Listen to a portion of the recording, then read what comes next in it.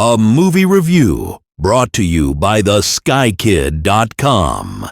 Hey everyone, today I'm reviewing a small indie film from 2011 called A Little Closer, directed by Matthew Petock. It's a quiet coming-of-age story and, as Martin Scorsese himself once said, a hauntingly beautiful film and a remarkable debut. A film doesn't need tons of suspense or crazy plot twists to be intriguing.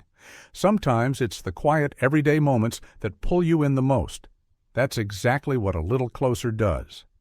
The narrative explores the experiences of an American family of three, a single mother and her young sons, 16-year-old Mark, Parker Lutz, and 11-year-old Stephen, Eric Baskerville. Director Petock achieved excellent characterizations for the film's protagonists. He accomplished this by displaying their daily whereabouts and interactions. Early in the movie, it becomes apparent that all members of the family are at a loss, looking for love, compassion, a soulmate, which they believe they need for their lives to make sense. Petock utilizes off-screen dialogue and handheld cameras to enhance the voyeuristic curiosity of the audience, while at the same time conveying a sense of distress and the lack of control that each family member experiences.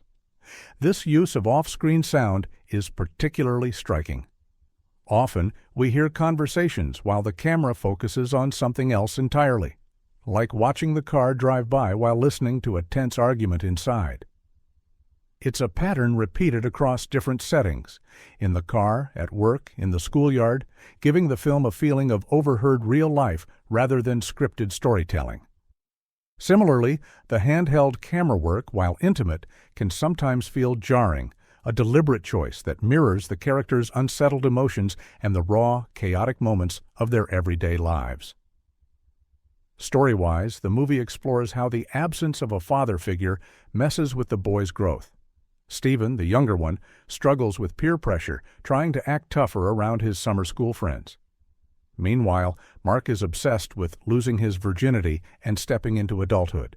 Their mom, played by Sarah Player, is also looking for love, someone who would accept her and her sons. The narrative follows each of the three family members separately and only rarely shows them reunited at the family house, as if to explain the motives behind the choices they make in their interpersonal relationships when they are on their own in the big wide world. Most of the film's actors have little previous screen experience, yet this is not evident from the picture itself, as director Petock managed to exploit their natural talent and acting abilities in a manner that keeps the audience interested in their fate. The characters seem real, and one is able to discover their faults and imperfections, just as we do for ourselves with the people we know in real life.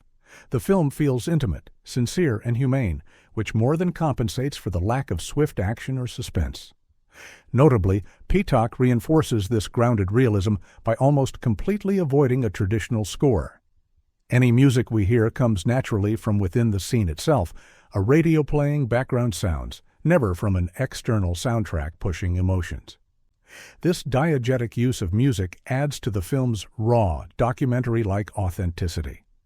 While viewers with limited cinematic experience may not fully appreciate A Little Closer, those seeking a poignant portrayal of sexual awakening within a dysfunctional family will appreciate the honesty and realism. Now, full honesty here. A Little Closer probably isn't a movie that's going to stick in my mind for years. A few months from now, I might struggle to remember specific scenes or even the actors' faces. However, while I was watching it, I thoroughly enjoyed deciphering all the subtle hints and emotions the director had layered in. If you're into slow, sincere coming-of-age stories, and if you appreciate that sort of fly-on-the-wall realism, I recommend giving it a shot.